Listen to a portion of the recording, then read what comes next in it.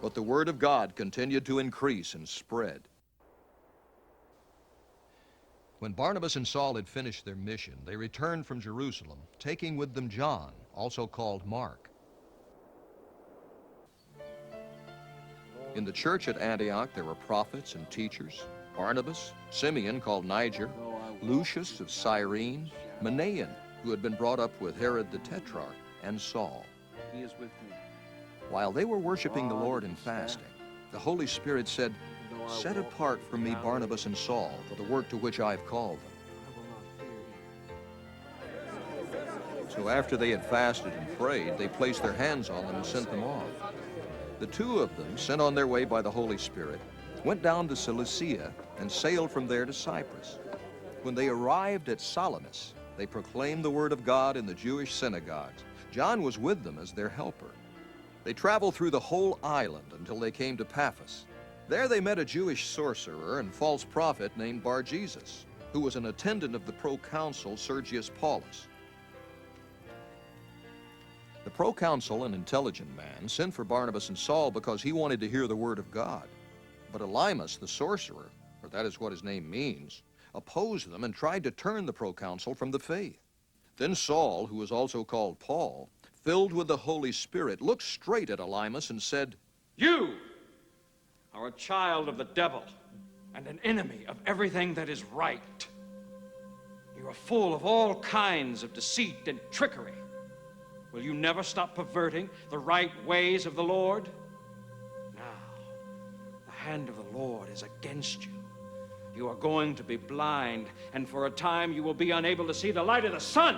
Immediately mist and darkness came over him, and he groped about, seeking someone to lead him by the hand. When the proconsul saw what had happened, he believed, for he was amazed at the teaching about the law.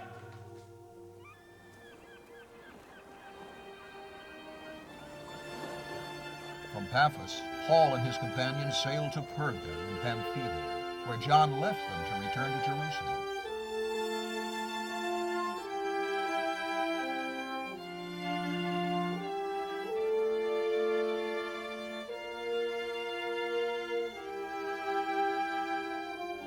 From Perga, they went on to Pisidian Antioch. On the Sabbath, they entered the synagogue and sat down. After the reading from the law and the prophets, the synagogue rulers sent word to them, saying, "Brothers, if you have a message of encouragement for the people, please speak." Standing up, Paul motioned with his hand and said, "Men of Israel, and you Gentiles who worship God, listen to me. The God of the people of Israel chose our fathers. He made the people prosper during their stay in Egypt. With mighty power, he led them out of that country. He endured their conduct for about 40 years in the desert. He overthrew 7 nations in Canaan and gave their land to his people as their inheritance. All this took about 450 years. After this, God gave them judges until the time of Samuel the prophet. Then the people asked for a king, and he gave them Saul, son of Kish of the tribe of Benjamin, who ruled 40 years. After removing Saul, he made David their king. He testified concerning him, 'I have found David, son of Jesse, a man after my own heart. He will do everything I want him to do.' From this man's descendants, God has brought to Israel the Savior Jesus, as he promised. Before the coming of Jesus, John preached repentance and baptism to all the people of Israel. As John was completing his work, he said, 'Who do you think I am? I'm not that one, no. But he is coming after me, whose sandals I'm not worthy to untie.' Brothers, children of Abraham, and you God-fearing Gentiles, it is to us that this message of salvation has been sent. The people of Jerusalem and their rulers did not recognize Jesus. Yet in condemning him, they fulfilled the words of the prophets that are read every Sabbath. Though they found no proper ground for a death sentence, they asked Pilate to have him executed. When they had carried out all that was written about him, they took him down from the tree and laid him in a tomb. But God raised him from the dead, and for many days he was seen by those who had traveled with him from Galilee to Jerusalem. They are now his witnesses to our people. We tell you the good news. What God promised our fathers, he has fulfilled for us, their children, by raising up Jesus. As it is written in the 2nd Psalm, "You are my son. Today I have become your father." The fact that God raised him from the dead, never to decay, is stated in these words: "I will give you the holy and sure blessings promised to David." So it is stated elsewhere, "You will not let your Holy One see decay." For when David had served God's purpose in his own generation, he fell asleep. He was buried with his fathers, and his body decayed. But the one whom God raised from the dead did not see decay. Therefore, my brothers, I want you to know that through Jesus, the forgiveness of sins is proclaimed to you.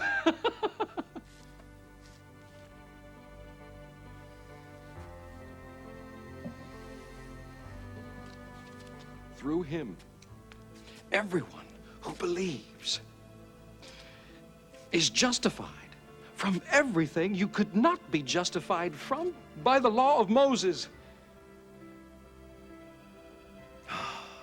Take care that what the prophets have said does not happen to you. Look, you scoffers, wonder and perish, for I am going to do something in your days that you would never believe, even if someone told you. As Paul and Barnabas were leaving the synagogue, the people invited them to speak further about these things on the next Sabbath. When the congregation was dismissed, many of the Jews and devout converts to Judaism followed Paul and Barnabas, who talked with them and urged them to continue in the grace of God.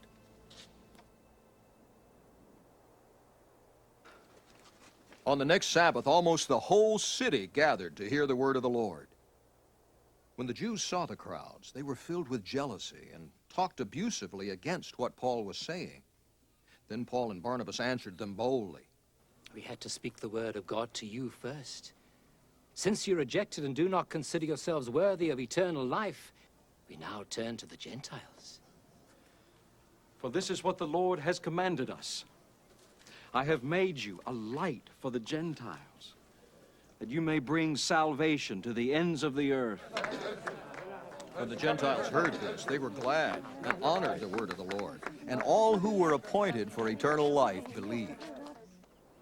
The word of the Lord spread through the whole region. But the Jews incited the God-fearing women of high standing and the leading men of the city. They stirred up persecution against Paul and Barnabas and expelled them from their region. So they shook the dust from their feet in protest against them and went to Iconium. And the disciples were filled with joy and with the Holy Spirit. At Iconium, Paul and Barnabas went, as usual, into the Jewish synagogue. There they spoke so effectively that a great number of Jews and Gentiles believed. But the Jews who refused to believe stirred up the Gentiles and poisoned their minds against the brothers. So Paul and Barnabas spent considerable time there, speaking boldly for the Lord, who confirmed the message of his grace by enabling them to do miraculous signs and wonders. The people of the city were divided. Some sided with the Jews, others with the apostles. There was a plot afoot among the Gentiles and Jews, together with their leaders, to mistreat them and stone them. But they found out about it and fled to the Lycaonian cities of Lystra and Derbe and to the surrounding country, where they continued to preach the good news. In Lystra there sat a man crippled in his feet. who was lame from birth and had never walked. He listened to Paul as he was speaking.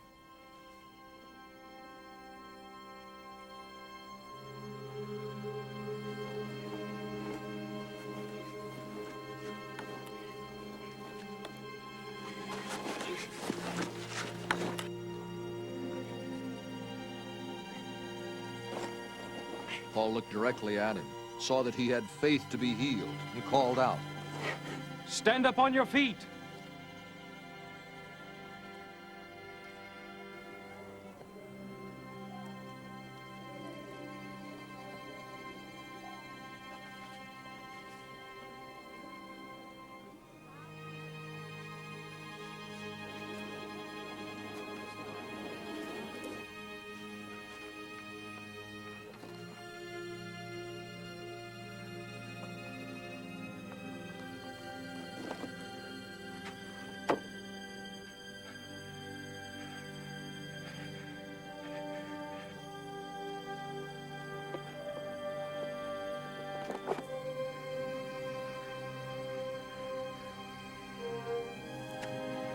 At that, the man jumped up and began to walk.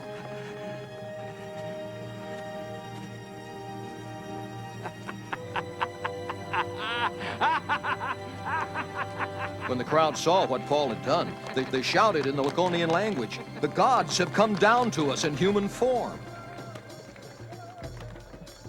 Barnabas they called Zeus, and Paul they called Hermes because he was the chief speaker.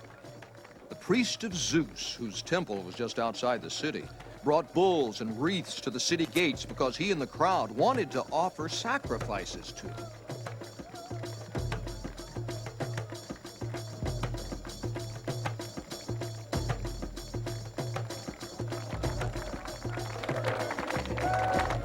But when the apostles Barnabas and Paul heard of this, they tore their clothes and rushed out into the crowd, shouting, Men! Oh, why are you doing this?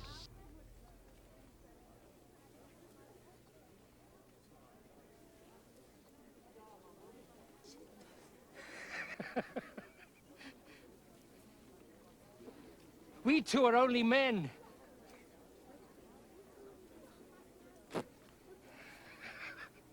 Human like you.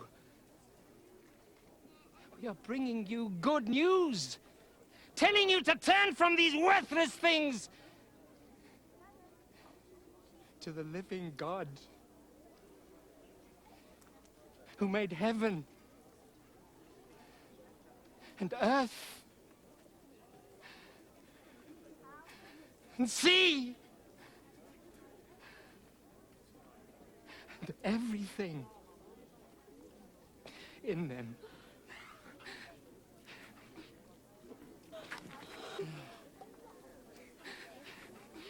In the past, he let all nations go their own way.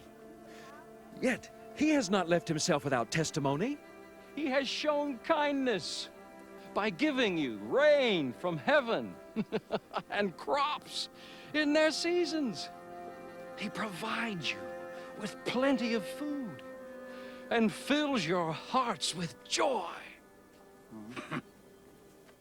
Even with these words, they had difficulty keeping the crowd from sacrificing to them.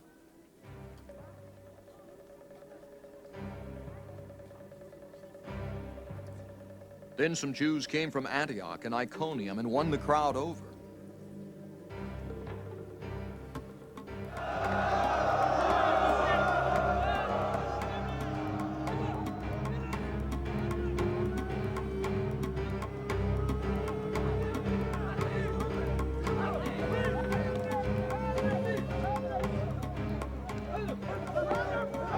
They stoned Paul and dragged him outside the city, thinking he was dead.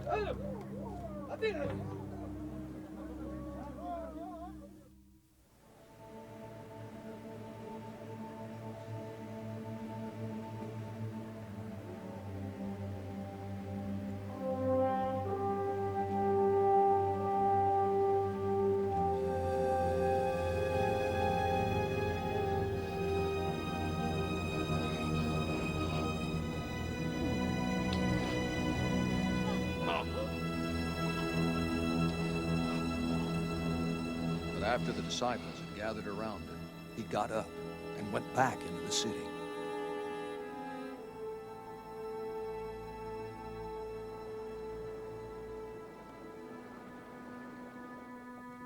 The next day, he and Barnabas left for Derbe.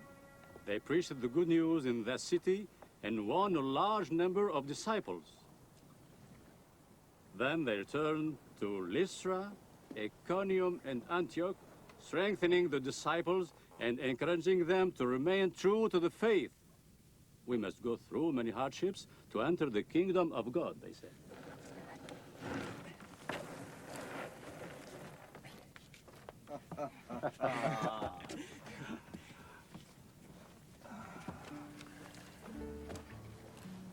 Paul and Barnabas appointed elders for them in each church, and with prayer and fasting committed them to the Lord, in whom they had put their trust.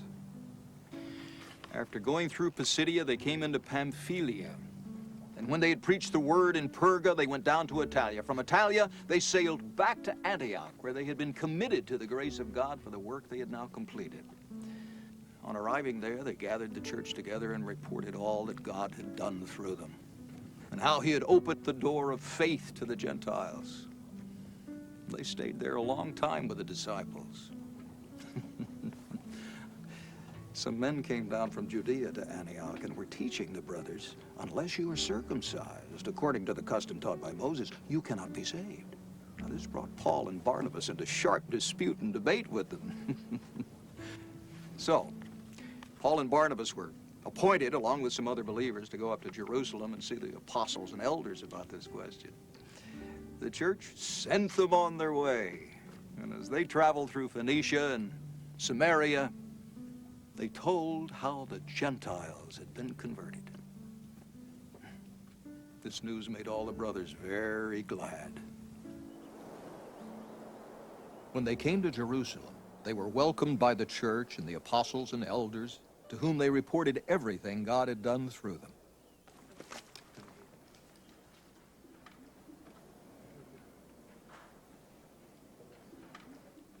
Then some of the believers who belonged to the party of the Pharisees stood up and said, "The Gentiles must be circumcised and required to obey the law of Moses." The apostles and elders met to consider this question. After much discussion, Peter got up and addressed them. Brothers, you know that some time ago God made a choice among you, that the Gentiles might hear from my lips the message of the gospel and believe. God, who knows the heart, showed that he accepted them by giving the Holy Spirit to them, just as he did to us.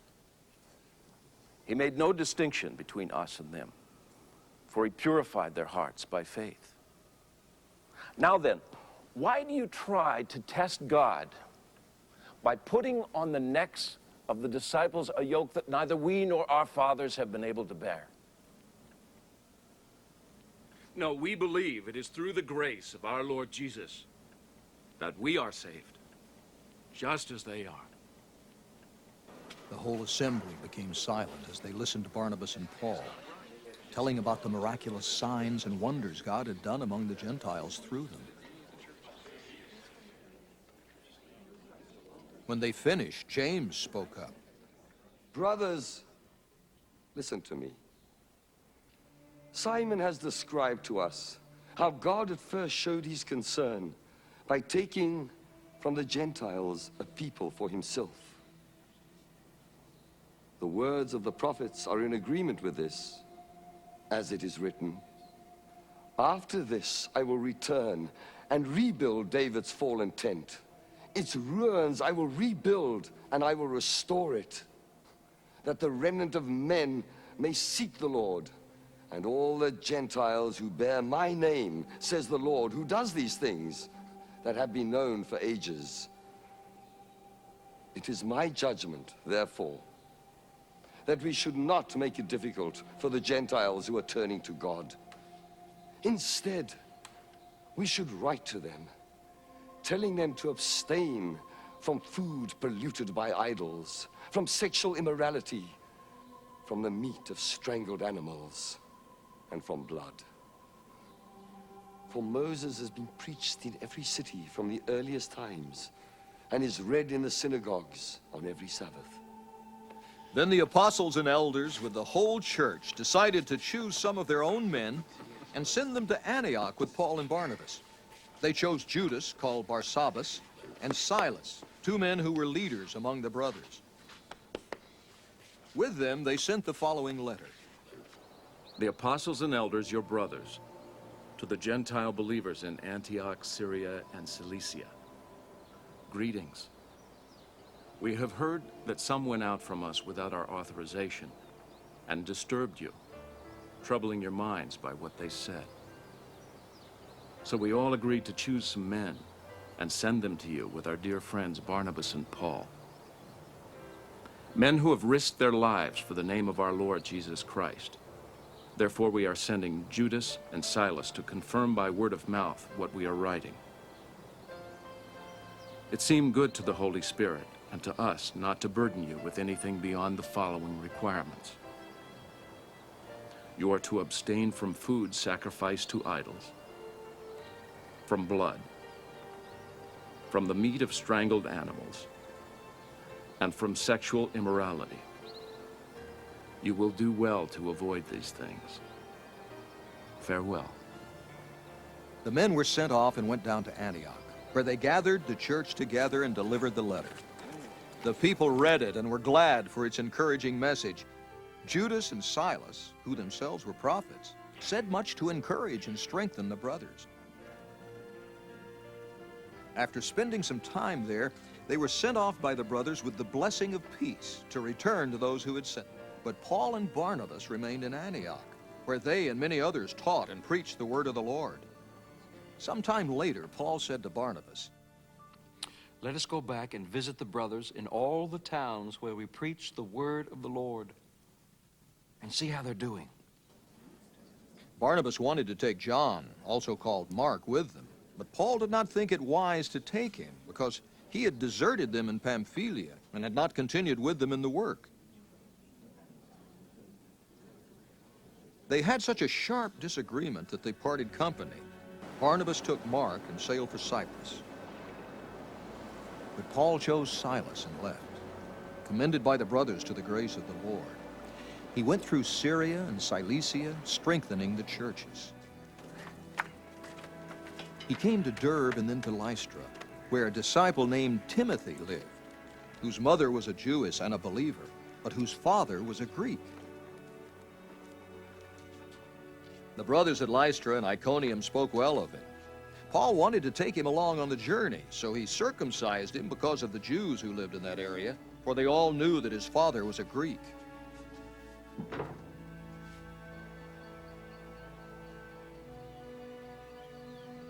As they traveled from town to town, they delivered the decisions reached by the apostles and elders in Jerusalem for the people to obey. So the churches were strengthened in the faith and grew daily in numbers.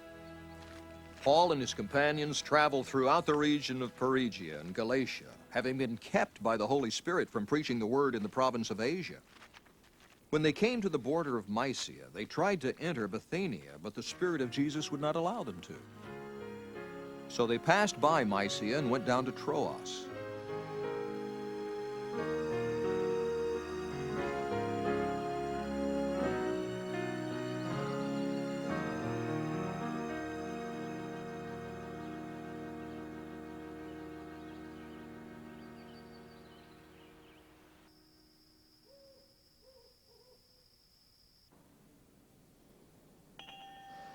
During the night, Paul had a vision of a man of Macedonia standing and begging him.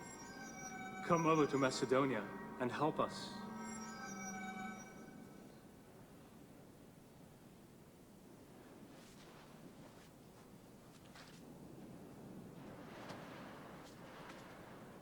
After Paul had seen the vision, we got ready at once to leave for Macedonia, concluding that God had called us to preach the gospel to them. From Troas, we put out to sea and sailed straight for Samothrace, and the next day on to Neapolis. From there, we traveled to Philippi, a Roman colony and the leading city of that district of Macedonia, and we stayed there several days. On the Sabbath, we went outside the city gate to the river, where we expected to find a place of prayer. We sat down and began to speak to the women who had gathered there. One of those listening was a woman named Lydia, a dealer in purple cloth from the city of Thyatira, who was a worshiper of God. The Lord opened her heart to respond to Paul's message. When she and the members of her household were baptized, she invited us to her home.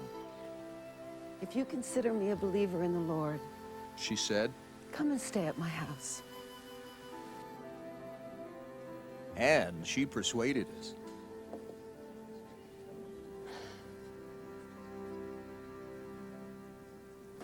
Once when we were going to the place of prayer, we were met by a slave girl who had a spirit by which she predicted the future. She earned a great deal of money for her owners by fortune telling. This girl followed Paul and the rest of us, shouting, These men are servants of the Most High God who are telling you the way to be saved. She kept this up for many days. Finally, Paul became so troubled that he turned around and said to the spirit, In the name of Jesus Christ, I command you to come out of her. At that moment, the spirit left her.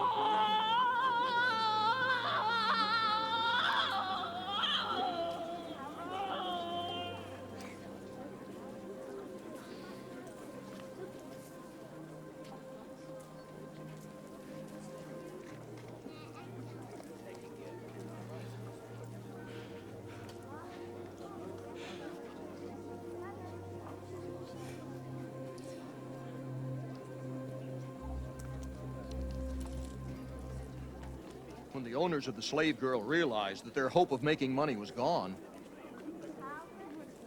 they seized Paul and Silas and dragged them into the marketplace to face the authorities.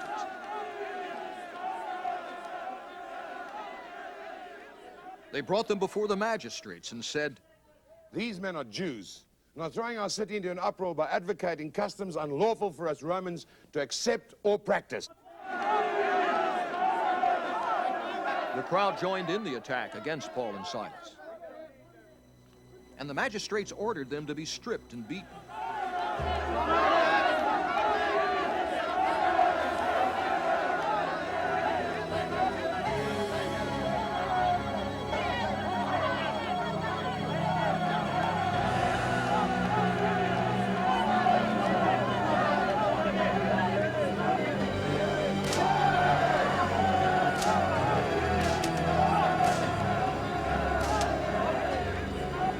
After they had been severely flogged, they were thrown into prison, and the jailer was commanded to guard them carefully. Upon receiving such orders, he put them in the inner cell and fastened their feet in the stocks.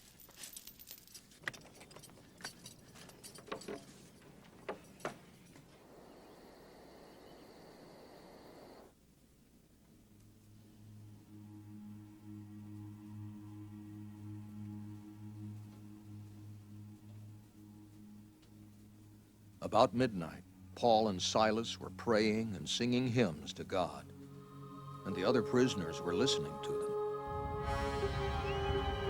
Suddenly, there was such a violent earthquake that the foundations of the prison were shaken. At once, all the prison doors flew open, and everybody's chains came loose.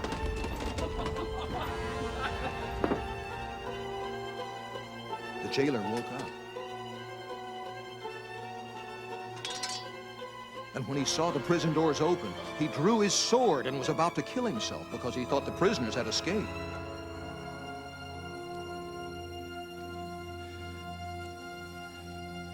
But Paul shouted, Do not harm yourself. We are all here.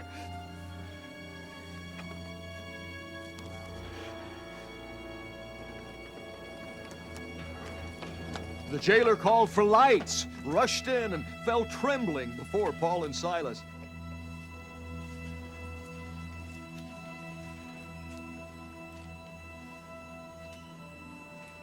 He then brought them out and asked, Sirs, what must I do to be saved? They replied, Believe in the Lord Jesus and you'll be saved. you and your household. Then they spoke the word of the Lord to him and to all the others in his house. At that hour of the night, the jailer took them and washed their wounds. Then immediately he and all his family were baptized. The jailer brought them into his house and set a meal before them. He was filled with joy because he had come to believe in God, he and his whole family.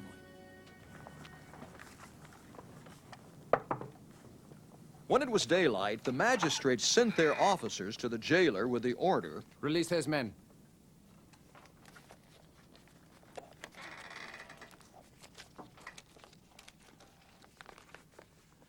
The jailer told Paul, "The magistrates have ordered that you and Silas be released. Now you can leave. Go in peace."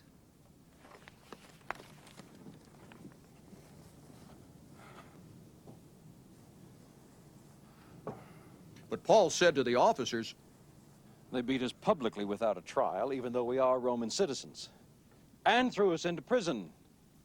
And now, do they want to get rid of us quietly? No! Let them come themselves and escort us out.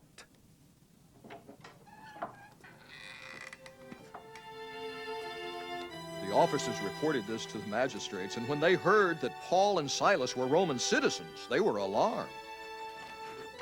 They came to appease them and escorted them from the prison, requesting them to leave the city.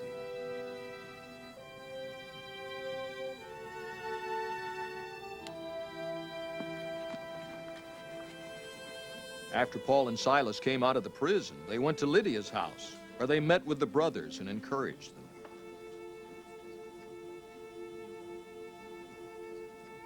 Then they left. When they had passed through Amphipolis and Apollonia, they came to Thessalonica, where there was a Jewish synagogue. As his custom was, Paul went into the synagogue, and on 3 Sabbath days he reasoned with them from the Scriptures, explaining and proving that the Christ had to suffer and rise from the dead. This Jesus I am proclaiming to you is the Christ, he said. Some of the Jews were persuaded and joined Paul and Silas, as did a large number of God-fearing Greeks and not a few prominent women. But the Jews were jealous, so they rounded up some bad characters from the marketplace, formed a mob, and started a riot in the city. They rushed to Jason's house in search of Paul and Silas in order to bring them out to the crowd. But when they did not find them, they dragged Jason and some other brothers before the city officials, shouting, "These men, who have caused trouble all over the world, have now come here. And Jason has welcomed them into his house. They are all defying Caesar's decrees, saying that there is another king, one called Jesus." When they heard this, the crowd and the city officials were thrown into turmoil. Then they made Jason and the others post bond and let them go. As soon as it was night, the brothers sent Paul and Silas away to Berea. On arriving there, they went to the Jewish synagogue. Now the Bereans were of more noble character than the Thessalonians, for they received the message with great eagerness and examined the Scriptures every day to see if what Paul said was true. Many of the Jews believed, as did also a number of prominent Greek women and many Greek men. When the Jews in Thessalonica learned that Paul was preaching the word of God at Berea, they went there too, agitating the crowds and stirring them up. The brothers immediately sent Paul to the coast, but Silas and Timothy stayed at Berea. The men who escorted Paul brought him to Athens and then left with instructions for Silas and Timothy to join him as soon as possible. While Paul was waiting for them in Athens, he was greatly distressed to see that the city was full of idols. So he reasoned in the synagogue with the Jews and the God-fearing Greeks, as well as in the marketplace day by day with those who happened to be there. A group of Epicurean and Stoic philosophers began to dispute with them. Some of them asked, "What is this babbler trying to say?" Others remarked, "He seems to be advocating foreign gods." They said this because Paul was preaching the good news about Jesus and the resurrection.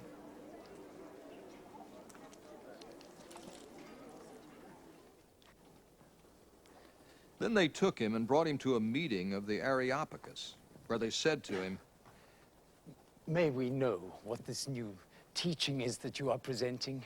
You are bringing some strange ideas to our ears, and we want to know what they mean."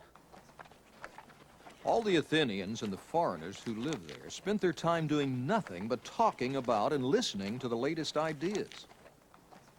Paul then stood up in the meeting of the Areopagus and said, "Men of Athens, I see that in every way you are very religious.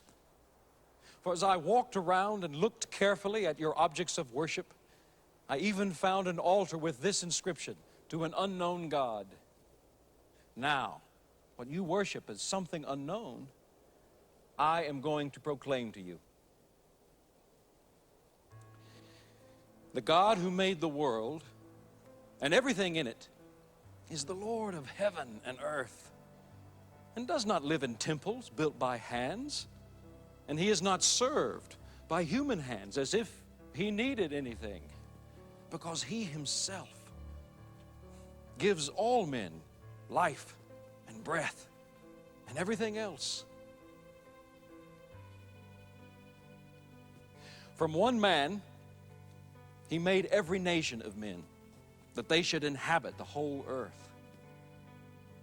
And he determined the time set for them and the exact places where they should live. God did this so that men would seek him and perhaps reach out for him and find him, though he is not far from each one of us. For in him we live and move and have our being. As some of your own poets have said, we are his offsprings. Therefore, since we are God's offspring, we should not think that the divine being is like gold or silver or stone, an image made by man's design and skill. In the past, God overlooked such ignorance. But now, he commands all people everywhere to repent. For he has set a day when he will judge the world with justice by the man he has appointed. He has given proof of this to all men by raising him from the dead." When they heard about the resurrection of the dead, some of them sneered.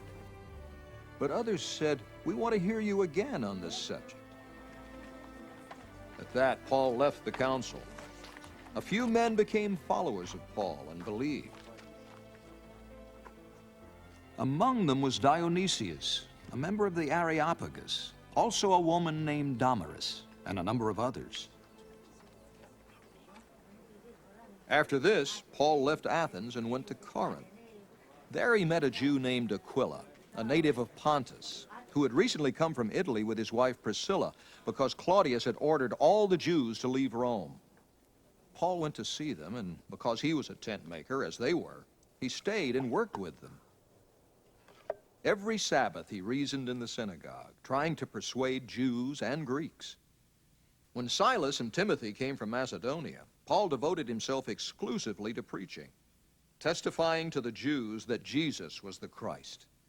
But when the Jews opposed Paul and became abusive, he shook out his clothes in protest and said to them, "Your blood be on your own heads. I am clear of my responsibility. From now on, I will go to the Gentiles." Then Paul left the synagogue and went next door to the house of Titius Justus, a worshiper of God. Crispus, the synagogue ruler, and his entire household believed in the Lord, and many of the Corinthians who heard him believed and were baptized.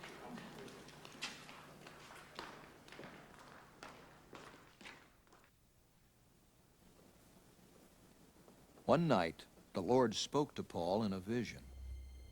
Do not be afraid. Keep on speaking. Do not be silent, for I am with you, that no one is going to attack and harm you, because I have many people in the city. So Paul stayed for a year and a half, teaching them the Word of God.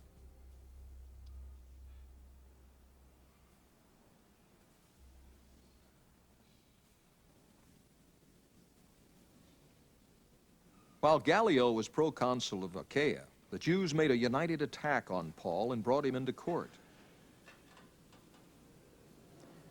This man, they charged, is persuading the people to worship God in ways contrary to the law. Just as Paul was about to speak, Gallio said to the Jews, If you Jews were making a complaint about some misdemeanor or serious crime, it would be reasonable for me to listen to you. But since it involves questions about words and names and your own law, settle the matter yourselves.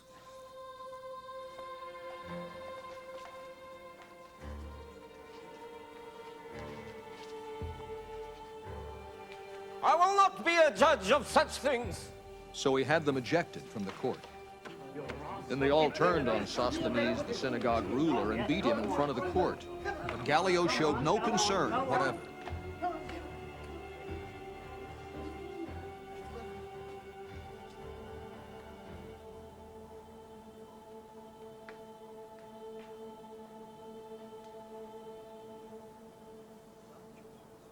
Paul stayed on in Corinth for some time.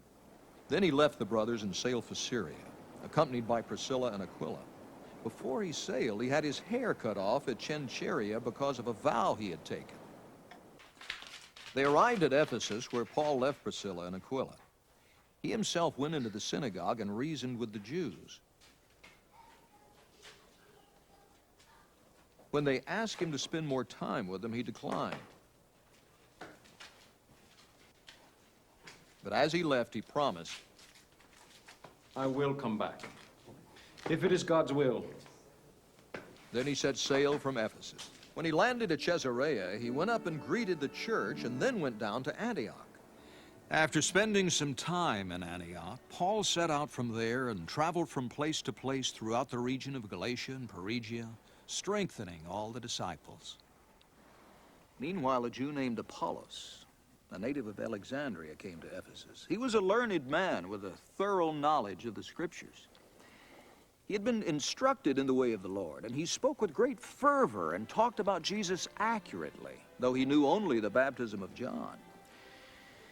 He began to speak boldly in the synagogue.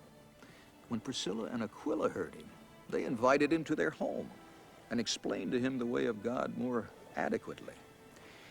When Apollos wanted to go to Achaia, the brothers encouraged him and wrote to the disciples there to welcome him.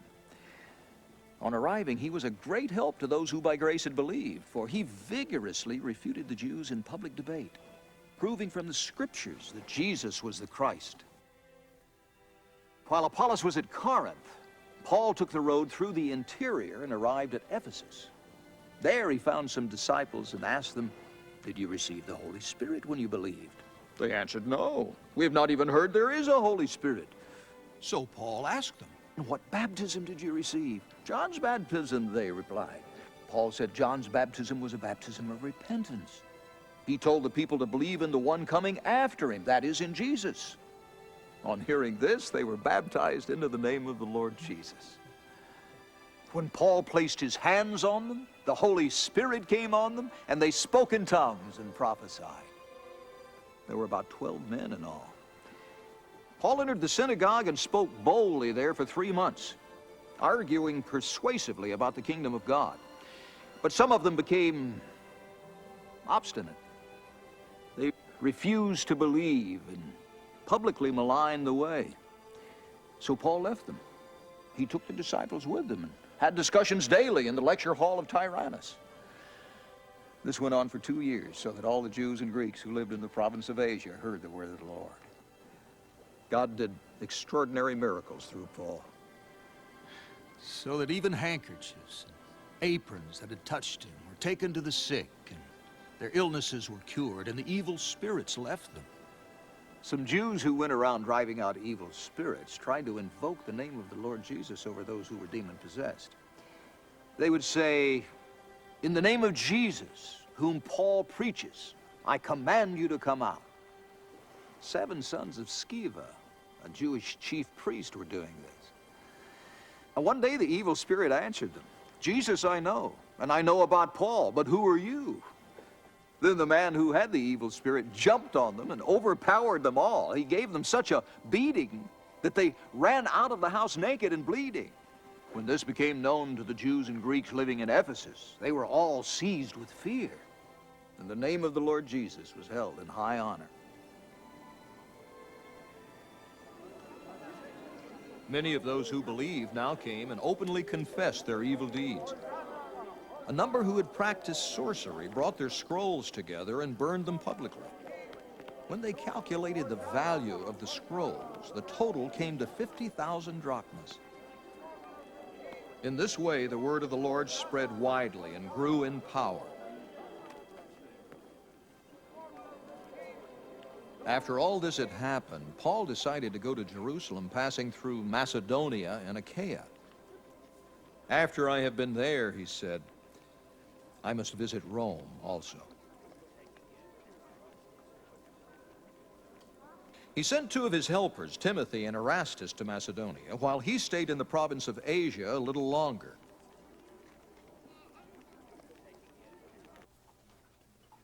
About that time, there arose a great disturbance about the way.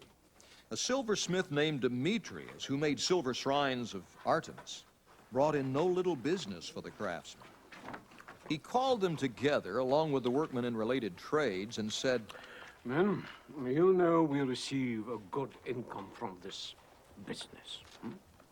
And you see and hear how this fellow, Paul, has convinced and led astray large numbers of people here in Ephesus and in practically the whole province of Asia. He says that man-made gods are no gods at all.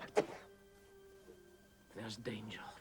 Not only that our trade will lose its good name, but also that the temple of the great goddess Artemis will be discredited.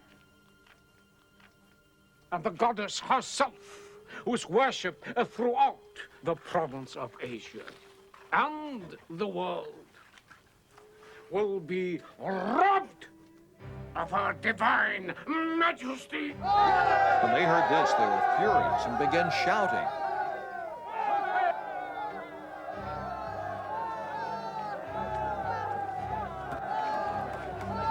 Break this Artemis of the Ephesians! Soon the whole city was in an uproar. The people seized Gaius and Aristarchus, Paul's traveling companions from Macedonia, and rushed as one man into the theater. Paul wanted to appear before the crowd, but the disciples would not let him. Even some of the officials of the province, friends of Paul, sent him a message begging him not to venture into the theater. The assembly was in confusion. Some were shouting one thing, some another. Most of the people did not even know why they were there. The Jews pushed Alexander to the front, and some of the crowd shouted instructions to him. He motioned for silence in order to make a defense before the people. But when they realized he was a Jew, they all shouted in unison for about 2 hours. Great is Artemis of the Ephesians!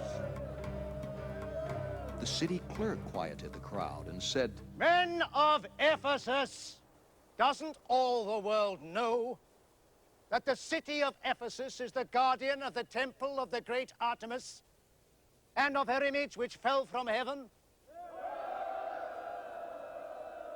Therefore, since these facts are undeniable, you ought to be quiet and not do anything rash.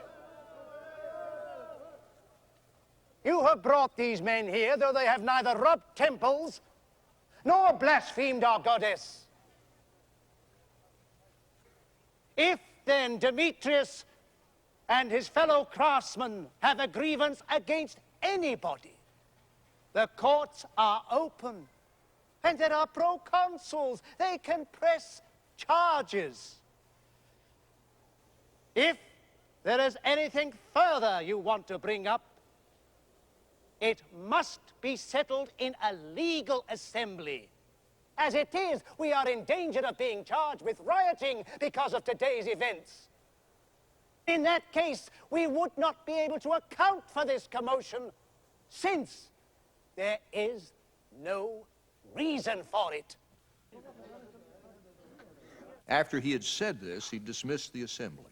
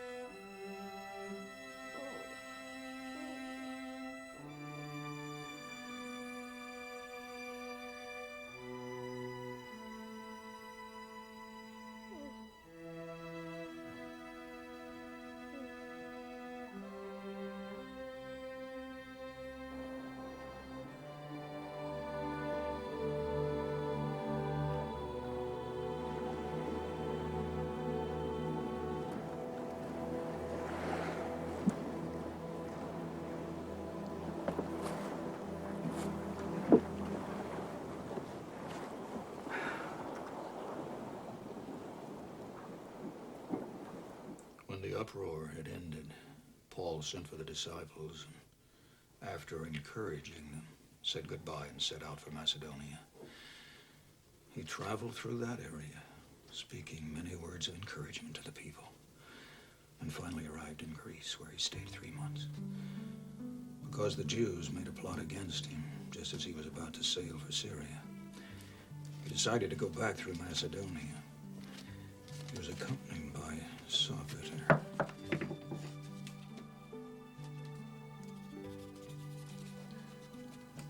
son of Pyrrhus from Berea, Aristarchus and Secundus from Thessalonica, Gaius from Derbe, Timothy also, and Tychicus and Trophimus from the province of Asia.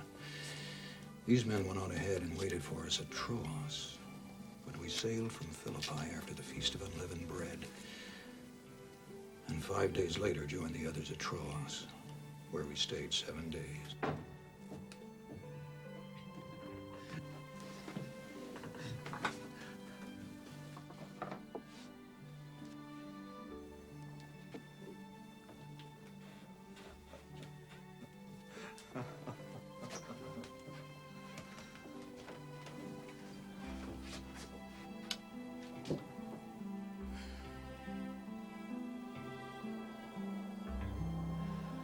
On the first day of the week, we came together to break bread. Paul spoke to the people, and because he intended to leave the next day, kept on talking until midnight. There were many lamps in the upstairs room where we were meeting. Seated in a window was a young man named Eutychus, who was sinking into a deep sleep as Paul talked on and on. When he was sound asleep, he fell to the ground from the 3rd story and was picked up dead. Paul went down, threw himself on the young man, and put his arms around him. Don't be alarmed, he said.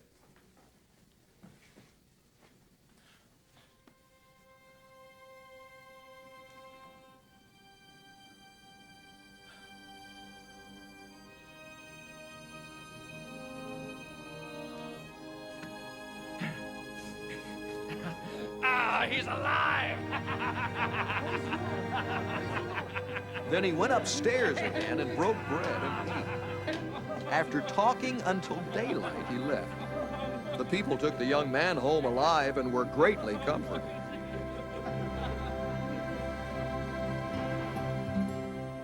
We went on ahead to the ship and sailed for Assos, where we were going to take Paul aboard. He had made this arrangement because he was going there on foot. When he met us at Assos, we took him aboard and went on to Mytilene. The next day, we set sail from there and arrived off Chios. The day after that, we crossed over to Samos, and on the following day arrived at Miletus. Paul had decided to sail past Ephesus to avoid spending time in the province of Asia, for he was in a hurry to reach Jerusalem, if possible, by the day of Pentecost. From Miletus, Paul sent to Ephesus for the elders of the church. When they arrived, he said to them, "You know how I lived the whole time I was with you from the first day I came into the province of Asia.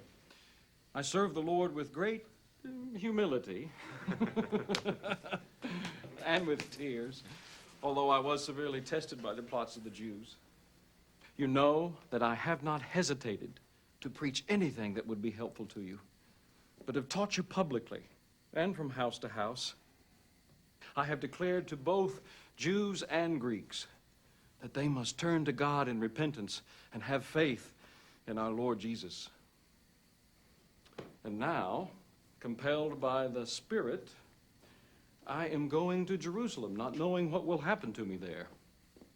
I only know that in every city the Holy Spirit warns me that prison and hardships are facing me.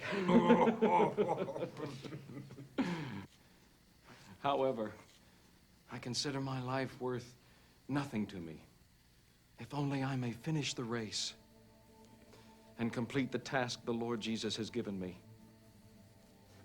The task of testifying to the gospel of God's grace.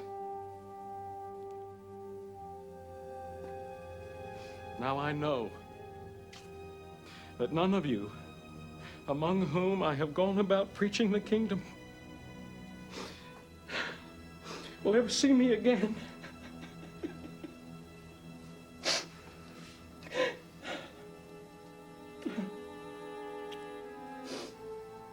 And therefore, I declare to you today that I am innocent of the blood of all men, for I have not hesitated to proclaim to you the whole will of God.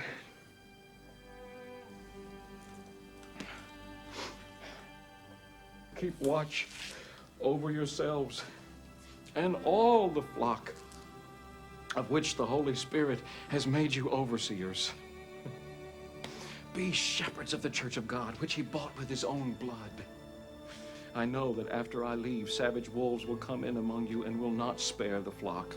Even from your own number, men will arise and distort the truth in order to draw away disciples after them. So, be on your guard. Remember that for 3 years, I never stopped warning each of you, night and day, with tears. Oh. Now, I commit you to God and to the word of his grace, which can build you up and give you an inheritance among all those who are sanctified.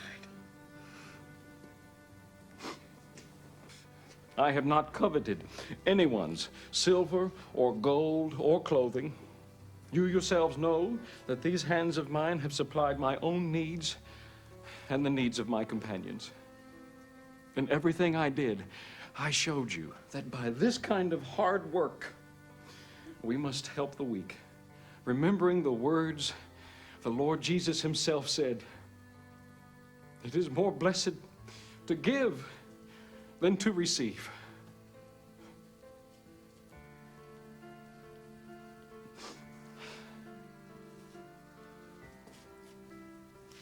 When he had said this, he knelt down with all of them and prayed.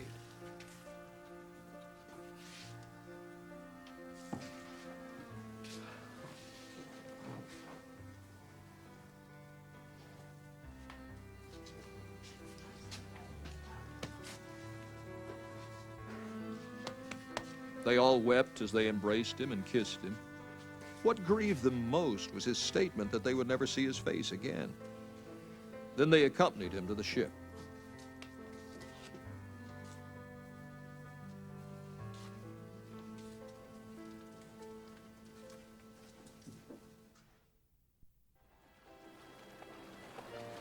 After we had torn ourselves away from them, we put out to sea and sailed straight to Cos. The next day we went to Rhodes, and from there to Patara. We found a ship crossing over to Phoenicia, went on board and set sail. After sighting Cyprus and passing to the south of it, we sailed on to Syria. We landed at Tyre, where our ship was to unload its cargo.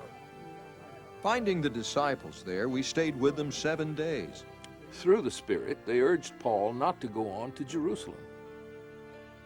But when our time was up, we left and continued on our way. All the disciples and their wives and children accompanied us out of the city, and there on the beach we knelt to pray. After saying goodbye to each other, we went aboard the ship and they returned home.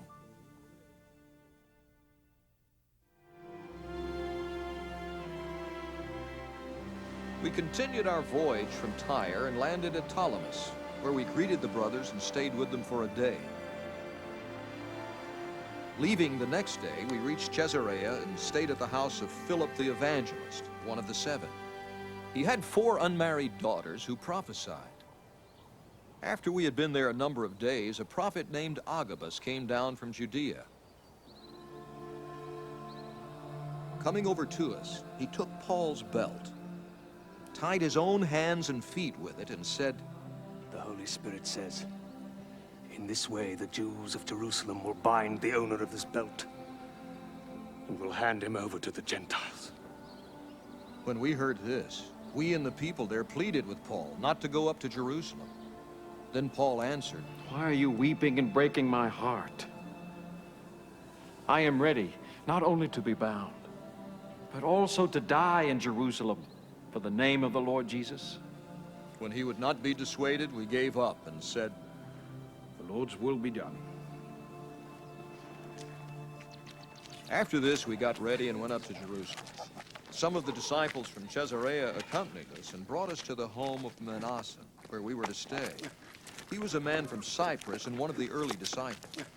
When we arrived at Jerusalem, the brothers received us warmly. The next day, Paul and the rest of us went to see James, and all the elders were present. Paul greeted them and reported in detail what God had done among the Gentiles through his ministry. When they heard this, they praised God. Then they said to Paul, "You see, brother, how many thousands of Jews have believed, and all of them are zealous for the law. They have been informed that you teach all the Jews who live among the Gentiles to turn away from Moses, telling them not to circumcise their children or live according to our customs. What shall we do? They will certainly hear that you have come. So do what we tell you. There are 4 men with us who have made a vow.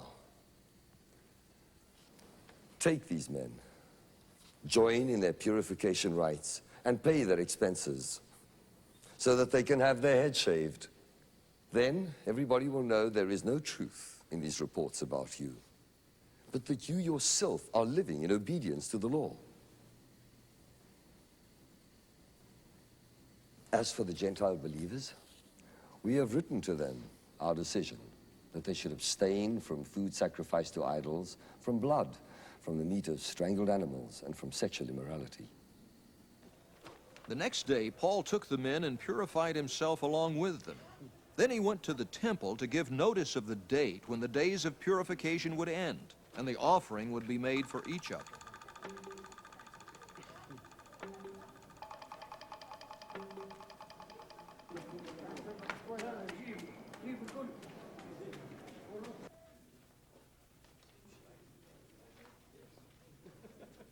When the 7 days were nearly over, some Jews from the province of Asia saw Paul at the temple.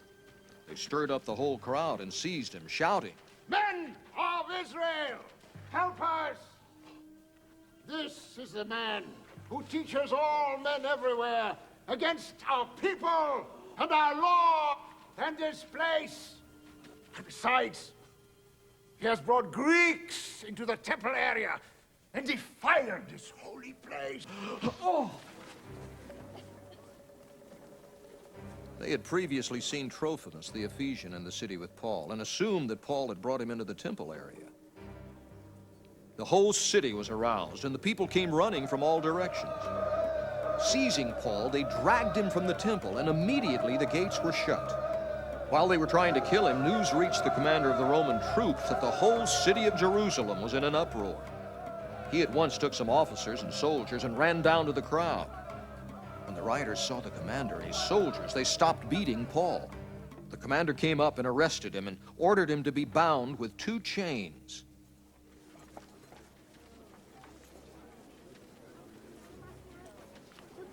Then he asked who he was and what he had done. Some in the crowd shouted one thing and some another, and since the commander could not get at the truth because of the uproar, he ordered that Paul be taken into the barracks.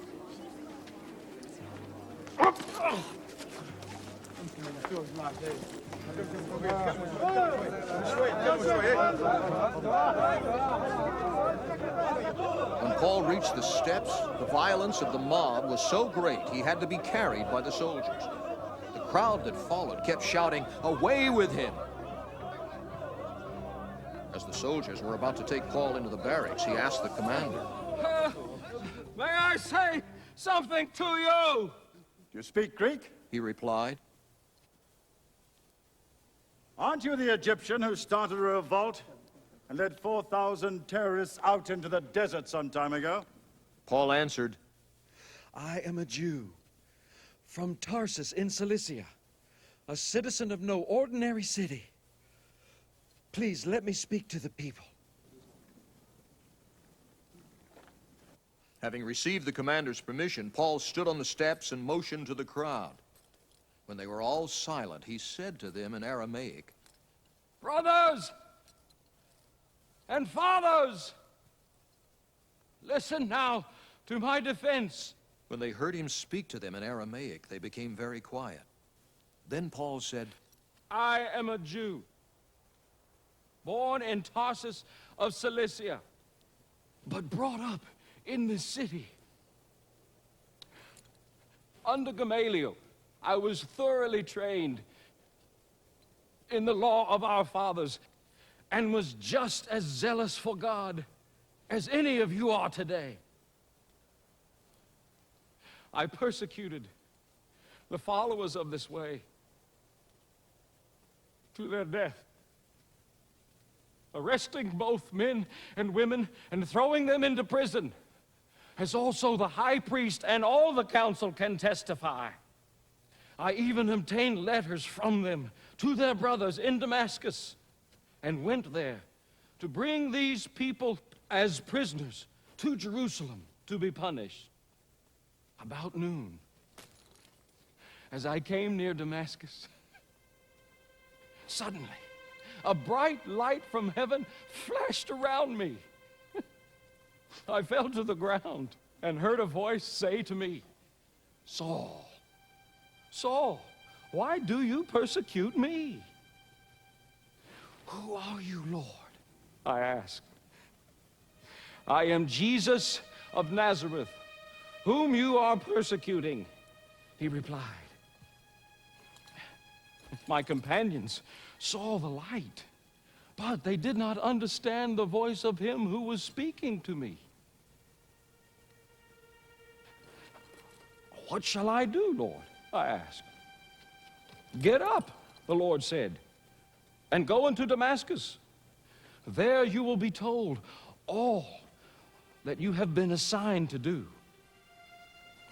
My companions led me by the hand into Damascus because the brilliance of the light had blinded me. A man named Ananias came to see me. He was a devout observer of the law and highly respected by all the Jews living there.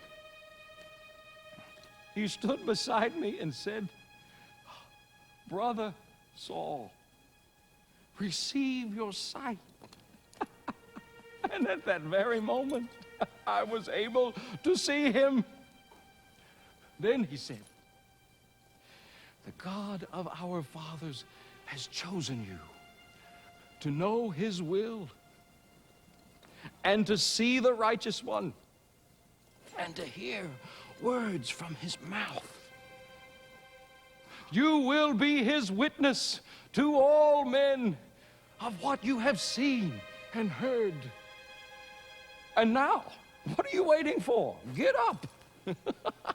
Be baptized and wash your sins away, calling on his name.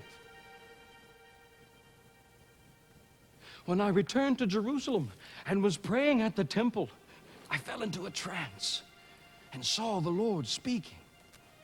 Quick, he said to me, leave Jerusalem immediately, because they will not accept your testimony about me. Lord, I replied, these men know that I went from one synagogue to another to imprison and beat those who believe in you.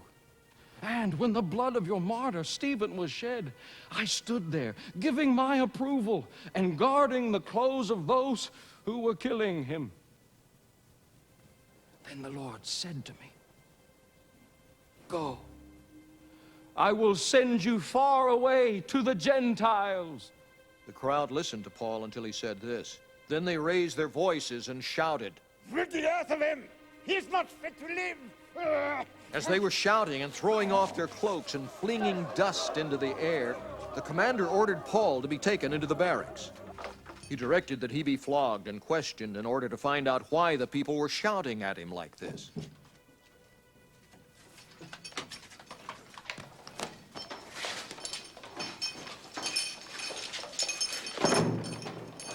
As they stretched him out to flog him, Paul said to the centurion standing there, Is it legal for you to flog a Roman citizen who hasn't even been found guilty? When the centurion heard this, he went to the commander and reported it. What are you going to do? He asked. This man is a Roman citizen. The commander went to Paul and asked, Tell me, are you a Roman citizen?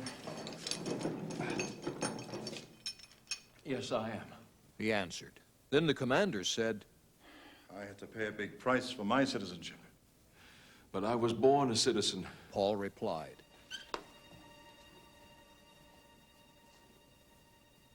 Those who were about to question him withdrew immediately. The commander himself was alarmed when he realized that he had put Paul, a Roman citizen, in chains.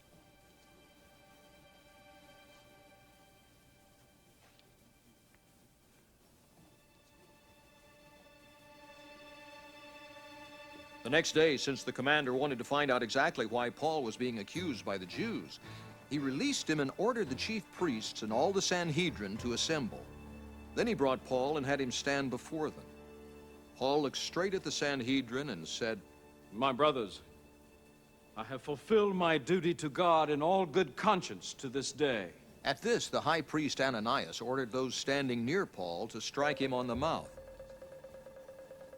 Then Paul said to him, God will strike you, you whitewashed wall. You sit there to judge me according to the law, yet you yourself violate the law by commanding that I be struck. Those who were standing near Paul said, You dare to insult God's high priest. Paul replied, Brothers, I did not realize that he was the high priest. For it is written, do not speak evil about the ruler of your people. Then Paul, knowing that some of them were Sadducees and the others Pharisees, called out in the Sanhedrin, My brothers, I am a Pharisee, the son of a Pharisee. I stand on trial because of my hope in the resurrection of the dead. When he had said this, a dispute broke out between the Pharisees and the Sadducees, and the assembly was divided. The Sadducees say that there is no resurrection, and that there are neither angels nor spirits, but the Pharisees acknowledge them all. There was a great uproar, and some of the teachers of the law who were Pharisees stood up and argued vigorously. We find nothing wrong with this man. They said, What if a spirit or an angel has spoken to him? The dispute became so violent that the commander was afraid Paul would be torn to pieces by them. He ordered the troops to go down and take him away from them by force and bring him into the barracks.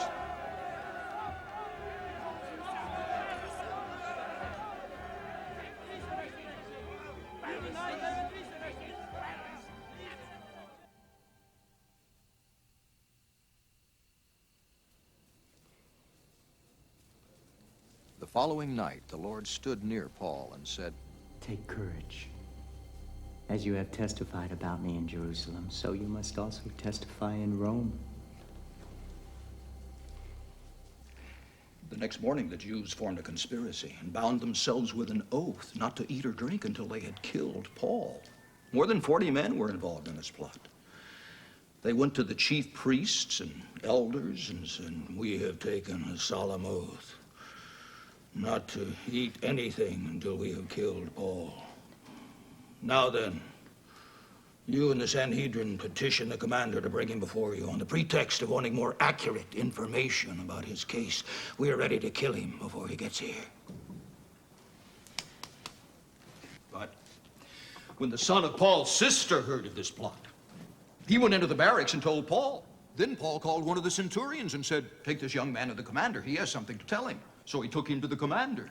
The centurion said, "Paul, the prisoner, sent for me and asked me to bring this young man to you because he has something to tell you."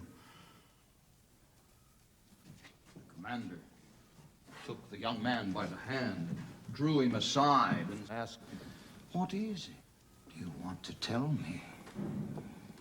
He said, "The Jews have agreed to ask you to bring Paul before the Sanhedrin tomorrow, on the pretext of wanting more accurate information about him. Don't give in to them, because more than 40 of them are waiting in ambush for him. They have taken an oath not to eat or drink until they have killed him. They are ready now, waiting for your consent to their request." The commander dismissed the young man and cautioned him, "Don't tell anyone that you've reported this to me." Then he called 2 of his centurions and ordered them, "Get ready a detachment of 200 soldiers, 70 horsemen, and 200 spearmen to go to Caesarea at 9 tonight. Provide mounts for Paul so that he may be taken safely to Governor Felix." He wrote a letter as follows. Claudius Lysias to His Excellency Governor Felix, greetings. This man was seized by the Jews, and they were about to kill him, but I came with my troops and rescued him, for I had learned that he is a Roman citizen. I wanted to know why they were accusing him, so I brought him to their Sanhedrin.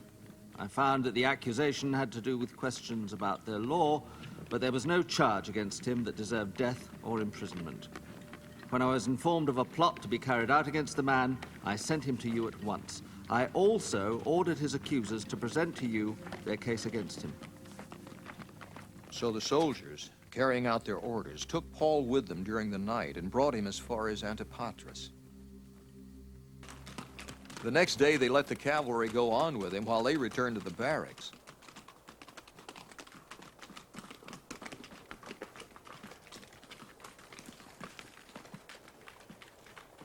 When the cavalry arrived in Caesarea, they delivered the letter to the governor and handed Paul over to him. The governor read the letter and asked what province he was from. Learning that he was from Cilicia, he said, "I will hear your case when your accusers get here." Then he ordered that Paul be kept under guard in Herod's palace.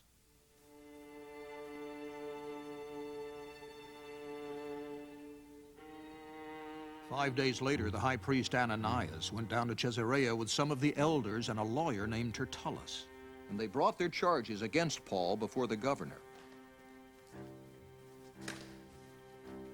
When Paul was called in, Tertullus presented his case before Felix. "We have enjoyed a long period of peace under you, and your foresight has brought about reforms in this nation everywhere and in every way, most excellent Felix. We acknowledge this with profound gratitude. But in order not to weary you further, I would request that you be kind enough to hear us briefly. We have found this man to be a troublemaker, stirring up riots among the Jews all over the world. He is a ringleader of the Nazarene sect and even tried to desecrate the temple. So we seized him. By examining him yourself, you will be able to learn the truth about all these charges we are bringing against him. The Jews joined in the accusation, asserting that these things were true. When the governor motioned for him to speak, Paul replied, I know that for a number of years you have been a judge over this nation, so I gladly make my defense. You can easily verify that no more than 12 days ago I went up to Jerusalem to worship. My accusers did not find me arguing with anyone at the temple, or stirring up a crowd in the synagogues, or anywhere else in the city. And they cannot prove to you the charges they are now making against me. However, I admit that I worship the God of our fathers as a follower of the way, which they call a sect. I believe everything that agrees with the law and that is written in the prophets. And I have the same hope in God as these men, that there will be a resurrection of both the righteous and the wicked. So, I strive always to keep my conscience clear before God and man. After an absence of several years, I came to Jerusalem to bring my people gifts for the poor and to present offerings. I was ceremonially clean when they found me in the temple courts doing this. There was no crowd with me, nor was I involved in any disturbance. But there are some Jews from the province of Asia who ought to be here before you and bring charges if they have anything against me. Or these who are here should state what crime they found in me when I stood before the Sanhedrin.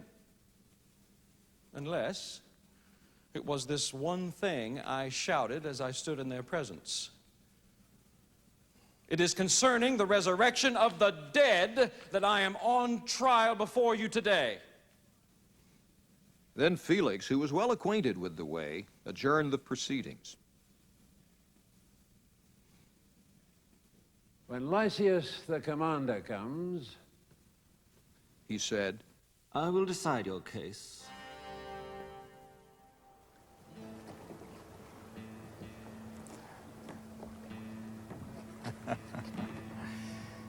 He ordered the centurion to keep Paul under guard, but to give him some freedom and permit his friends to take care of his needs. Several days later, Felix came with his wife Drusilla, who was a Jewess. He sent for Paul and listened to him as he spoke about faith in Christ Jesus. As Paul discoursed on righteousness, self-control, and the judgment to come, Felix was afraid and said, "That's enough for now. You may leave. When I find it convenient, I will send for you." At the same time, he was hoping that Paul would offer him a bribe. So he sent for him frequently and talked with him. When 2 years had passed, Felix was succeeded by Porcius Festus. But because Felix wanted to grant a favor to the Jews, he left Paul in prison. 3 days after arriving in the province, Festus went up from Caesarea to Jerusalem, where the chief priests and Jewish leaders appeared before him and presented the charges against Paul. They urgently requested Festus, as a favor to them, to have Paul transferred to Jerusalem. For they were preparing an ambush to kill him along the way. Festus answered, Paul is being held at Caesarea, and I myself am going there soon. Let some of your leaders come with me and press charges against the man there, if he's done anything wrong. After spending 8 or 10 days with them, he went down to Caesarea. And the next day he convened the court and ordered that Paul be brought before him. When Paul appeared, the Jews who had come down from Jerusalem stood around him, bringing many serious charges against him, which they could not prove. Then Paul made his defense. I have done nothing wrong against the law of the Jews, or against the temple, or against Caesar. Festus, wishing to do the Jews a favor, said to Paul, Are you willing to go up to Jerusalem and stand trial before me there on these charges? Paul answered, I am now standing before Caesar's court, where I ought to be tried. I have not done any wrong to the Jews, as you yourself know very well. If, however, I am guilty of doing anything deserving death, I do not refuse to die. But if the charges brought against me by these Jews are not true, no one has the right to hand me over to them. I appeal to Caesar. After Festus had conferred with his council, he declared, You have appealed to Caesar. To Caesar you will go.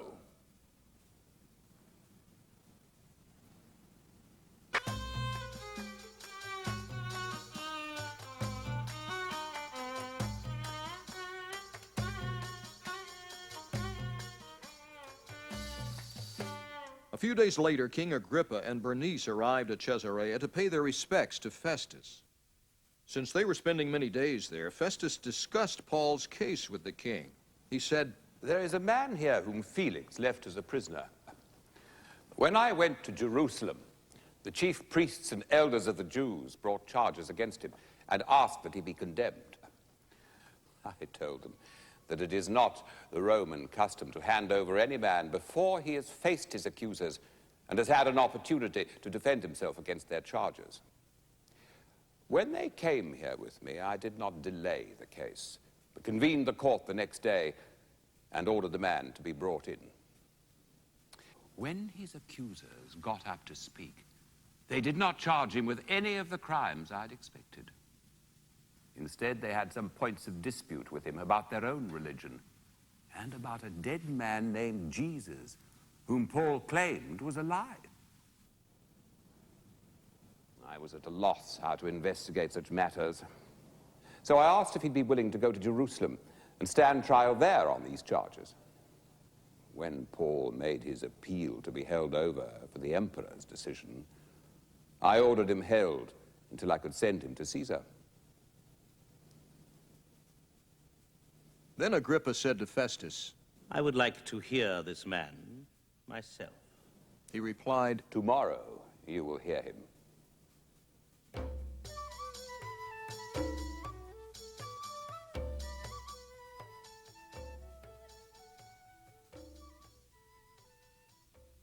The next day, Agrippa and Bernice came with great pomp and entered the audience room with the high-ranking officers and the leading men of the city.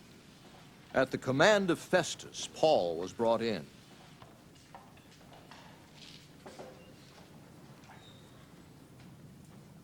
Festus said, King Agrippa, and all who are present with us, you see this man. The whole Jewish community has petitioned me about him, in Jerusalem and here in Caesarea, shouting that he ought not to live any longer. I found he had done nothing deserving of death. But because he made his appeal to the emperor, I decided to send him to Rome. But I have nothing definite to write to his majesty about him. Therefore, I have brought him before all of you, and especially before you, King Agrippa, so that as a result of this investigation, I may have something to write. For I think it is unreasonable to send on a prisoner without specifying the charges against him. Then Agrippa said to Paul, You have permission to speak for yourself. So Paul motioned with his hand and began his defense. King Agrippa, I consider myself fortunate to stand before you today as I make my defense against all the accusations of the Jews, and especially so because you are well acquainted with all the Jewish customs and controversies. Therefore, I beg you to listen to me patiently. The Jews all know the way I have lived ever since I was a child, from the beginning of my life in my own country and also in Jerusalem. They have known me for a long time and can testify, if they are willing, that according to the strictest sect of our religion, I lived as a Pharisee. And now, it is because of my hope in what God has promised our fathers that I am on trial today. This is the promise our 12 tribes are hoping to see fulfilled as they earnestly serve God day and night. O King, It is because of this hope that the Jews are accusing me. Why should any of you consider it incredible that God raises the dead? I too was convinced that I ought to do all that was possible to oppose the name of Jesus of Nazareth, and that is just what I did in Jerusalem. On the authority of the chief priests, I put many of the saints in prison. And when they were put to death, I cast my vote against them. Many a time, I went from one synagogue to another to have them punished, and I tried to force them to blaspheme. In my obsession against them, I even went to foreign cities to persecute them. On one of these journeys, I was going to Damascus with the authority and commission of the chief priests. About noon, O king, as I was on the road, I saw a light from heaven, brighter than the sun, blazing around me and my companions. We all fell to the ground, and I heard a voice saying to me in Aramaic, "Saul, Saul, why do you persecute me? It is hard for you to kick against the goads." Then I asked, "Who are you, Lord?" "I am Jesus, whom you are persecuting," the Lord replied. "Now, get up and stand on your feet. I have appeared to you to appoint you as a servant and as a witness of what you have seen of me and what I will show you. I will rescue you from your own people and from the Gentiles. I am sending you to them to open their eyes and turn them from darkness to light and from the power of Satan to God, so that they may receive forgiveness of sins and a place among those who are sanctified by faith in me." So then, King Agrippa, I was not disobedient to the vision from heaven. First to those in Damascus, then to those in Jerusalem and in all Judea, and to the Gentiles also, I preached that they should repent and turn to God and prove their repentance by their deeds. That is why the Jews seized me in the temple courts and tried to kill me.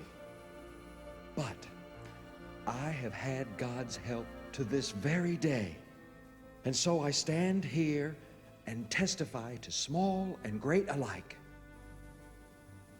I am saying nothing beyond what the prophets and Moses said would happen, that the Christ would suffer, and as the first to rise from the dead, would proclaim light to his own people and to the Gentiles. At this point, Festus interrupted Paul's defense. "You're out of your mind, Paul," he shouted. "Your great learning is driving you insane." I am not insane, most excellent Festus, Paul replied. What I am saying is true and reasonable. The king is familiar with these things, and I can speak freely to him. I am convinced that none of this has escaped his notice, because it was not done in a corner. King Agrippa, do you believe the prophets? I know you do. Then Agrippa said to Paul, "Do you think that in such a short time you can persuade me to be a Christian?" Paul replied, "Short time or long, I pray God that not only you, but all who are listening to me today may become what I am. Except for these chains." The king rose, and with him the governor and Bernice and those sitting with them. They left the room. And while talking with one another, they said, "This man is not doing anything that deserves death or imprisonment." Agrippa said to Festus, "This man could have been set free if he had not appealed to Caesar." When it was decided that we would sail for Italy, Paul and some other prisoners were handed over to a centurion named Julius, who belonged to the imperial regiment. We boarded a ship from Andromitium, about to sail for ports along the coast of the province of Asia, and we put out to sea. Aristarchus, a Macedonian from Thessalonica was with us. The next day, we landed at Sidon. And Julius, in kindness to Paul, allowed him to go to his friends so they might provide for his needs. From there, we put out to sea again and passed to the lee of Cyprus because the winds were against us. When we had sailed across the open sea off the coast of Cilicia and Pamphylia, we landed at Myra in Lycia. There, the centurion found an Alexandrian ship sailing for Italy and put us on board. We made slow headway for many days and had difficulty arriving off Cnidus. When the wind did not allow us to hold our course, we sailed to the lee of Crete, opposite Salmone. We moved along the coast with difficulty and came to a place called Fair Havens, near the town of Lasea. Much time had been lost, and sailing had already become dangerous because by now it was after the fast. So Paul warned them. Men, I can see that our voyage is going to be disastrous and bring great loss to ship and cargo, and to our own lives also. But the centurion, instead of listening to what Paul said, followed the advice of the pilot and of the owner of the ship. Since the harbor was unsuitable to winter in, the majority decided that we should sail on, hoping to reach Phoenix and winter there. This was a harbor in Crete, facing both southwest and northwest. When a gentle south wind began to blow, they thought they had obtained what they wanted. So they weighed anchor and sailed along the shore of Crete. Before very long, a wind of hurricane force, called a northeaster, swept down from the island. The ship was caught by the storm and could not head into the wind, so we gave way to it and were driven along. As we passed to the lee of a small island called Cauda, we were hardly able to make the lifeboat secure. When the men had hoisted it aboard, they passed ropes under the ship itself to hold it together. Fearing that they would run aground on the sandbars of Syrtis, they lowered the sea anchor and let the ship be driven along. We took such a violent battering from the storm that the next day they began to throw the cargo overboard. On the third day, they threw the ship's tackle overboard with their own hands.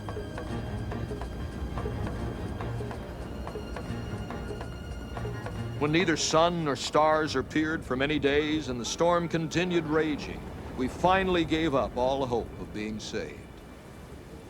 After the men had gone a long time without food, Paul stood up before them and said, Men, you should have taken my advice not to sail from Crete. Then you would have spared yourselves this damage and loss. But now I urge you to keep up your courage, because not one of you will be lost. Only the ship will be destroyed. Last night, an angel of the God whose I am and whom I serve stood beside me and said, "Do not be afraid, Paul. You must stand trial before Caesar.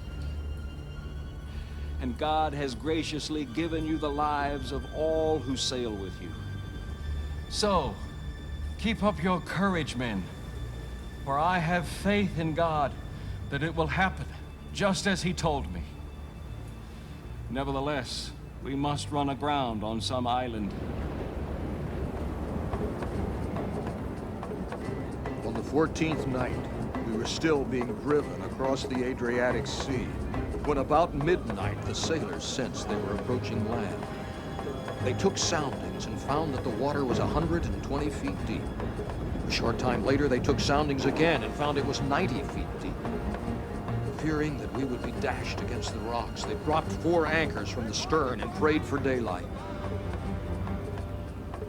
In an attempt to escape from the ship, the sailors let the lifeboat down into the sea, pretending they were going to lower some anchors from the bow. Then Paul said to the centurion and the soldiers, "Unless those men stay with the ship, you cannot be saved."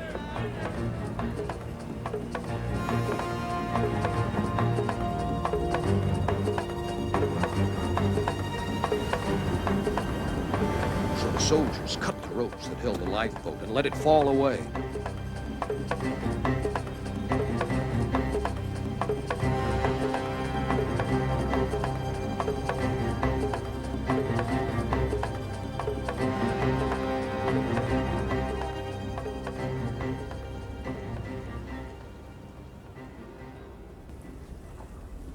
Just before dawn, Paul urged them all to eat.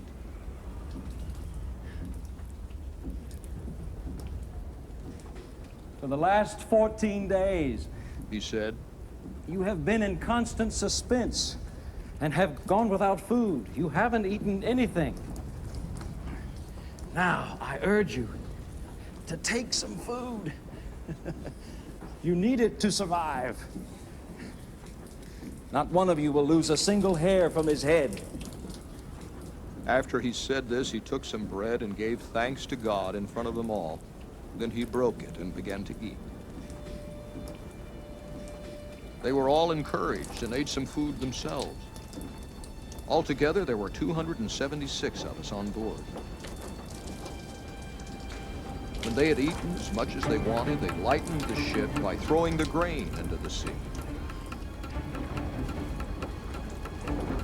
When daylight came, they did not recognize the land, but they saw a bay with a sandy beach, where they decided to run the ship aground if they could. Cutting loose the anchors, they left them in the sea and at the same time untied the ropes that held the rudders. Then they hoisted the foresail to the wind and made for the beach. But the ship struck a sandbar and ran aground. The bow stuck fast and would not move, and the stern was broken to pieces by the pounding of the surf. The soldiers planned to kill the prisoners to prevent any of them from swimming away and escaping.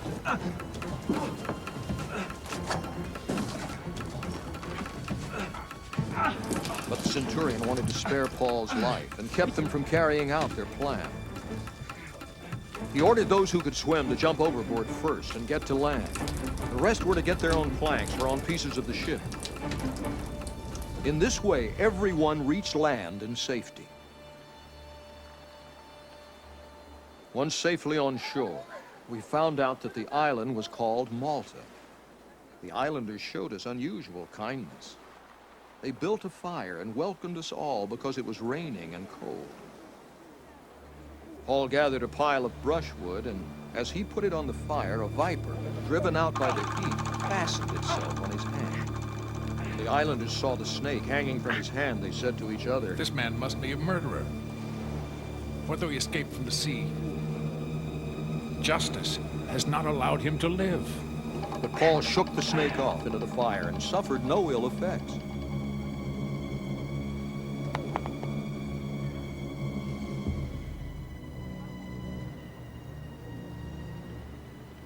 People expected him to swell up or suddenly fall dead. But after waiting a long time and seeing nothing unusual happen to him, they changed their minds and said he was a god. There was an estate nearby that belonged to Publius, the chief official of the island. He welcomed us to his home and for 3 days entertained us hospitably. His father was sick in bed, suffering from fever and dysentery.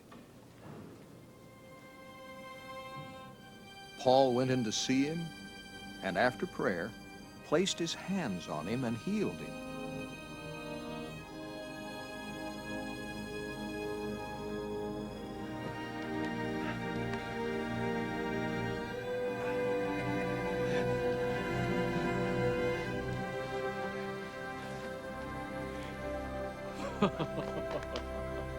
When this had happened, the rest of the sick on the island came and were cured. They honored us in many ways. And when we were ready to sail, they furnished us with the supplies we needed. After 3 months, we put out to sea in a ship that had wintered in the island. It was an Alexandrian ship with the figurehead of the twin gods, Castor and Pollux. We put in at Syracuse and stayed there 3 days.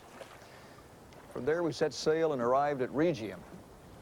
The next day, the south wind came up, and on the following day, we reached Puteoli. There, we found some brothers who invited us to spend a week with them. And so we came to Rome. The brothers there had heard that we were coming, and they traveled as far as the Forum of Appius and the 3 taverns to meet us. At the sight of these men, Paul thanked God and was encouraged. When we got to Rome, Paul was allowed to live by himself with a soldier to guard him.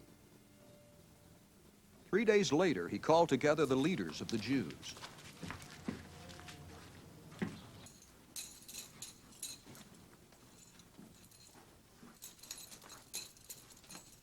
When they had assembled, Paul said to them, My brothers, although I have done nothing against our people or against the customs of our ancestors, I was arrested in Jerusalem and handed over to the Romans. They examined me and wanted to release me because I was not guilty of any crime deserving death. But when the Jews objected, I was compelled to appeal to Caesar. Not that I had any charge to bring against my own people. For this reason, I have asked to see you and talk with you. It is because of the hope of Israel that I am bound with this chain.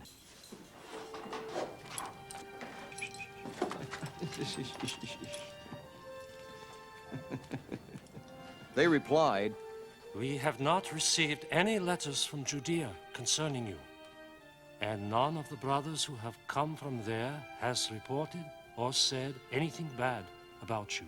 But we want to hear what your views are, for we know that people everywhere are talking against this sect.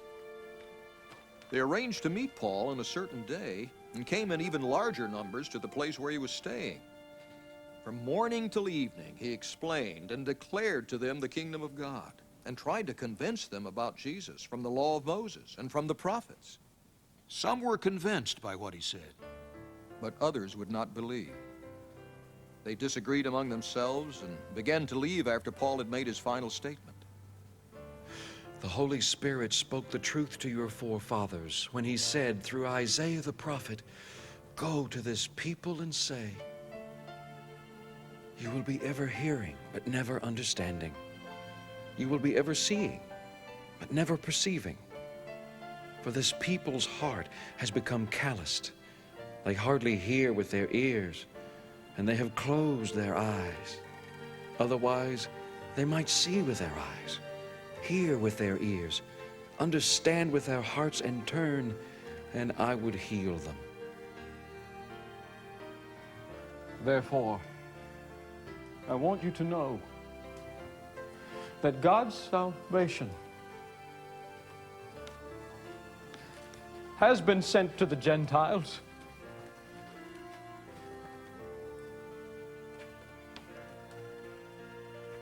And they will listen.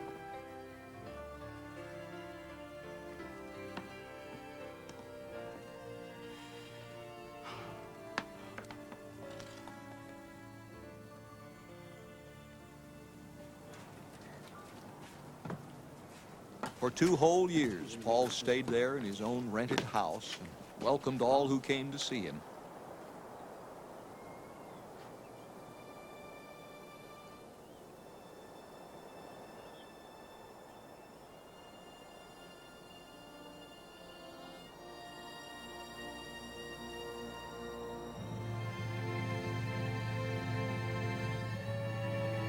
Boldly and without hindrance, he preached the kingdom of God and taught about the Lord Jesus Christ.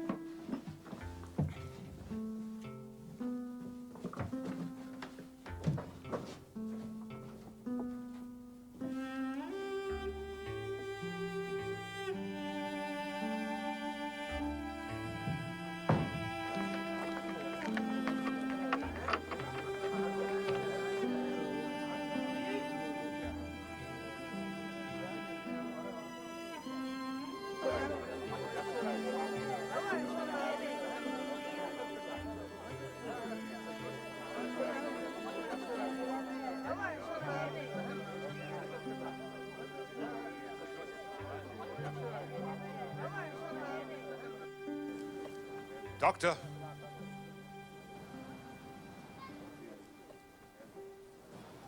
Go in peace. Grace and peace to you, Captain.